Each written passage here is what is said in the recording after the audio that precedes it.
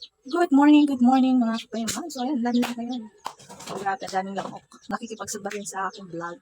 So for today's video ay, ang racket natin ngayon ay pag-assist ng mga senior citizen. Ayan. Dahil ngayon ay kailangan ng mag-register yung mga senior natin ng online registration. Okay. So ayan. Yun yung ating racket ngayong araw. So pang 3 days na natin ngayon ginagawa ito. Ayan. So, meron tayong pinipilapan na form. Ayan, pinapapilapan natin ito sa senior. Ayan. Kung wala silang kasama, ayan, meron din akong assistant para magsulat nito. Ayan. So, dito ay nire-register ko sila. So, ipapakita ko. Ayan nga. Dito sa National Commission of Senior Citizen, ayan. So, almost 3 million na yung nakapag-register. So, ayan, makikita nyo. Ayan. So, dito, when you click this, registration, ayan. So, kailangan mo lang itong i-check and proceed.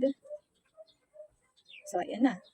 So, dito natin ilalagay yung mga details ng ating mga seniors na nakalagay sa kanilang mga form. So, ayan na. Dito.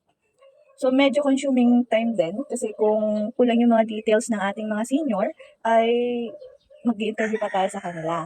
So, ayan. So, ayan po.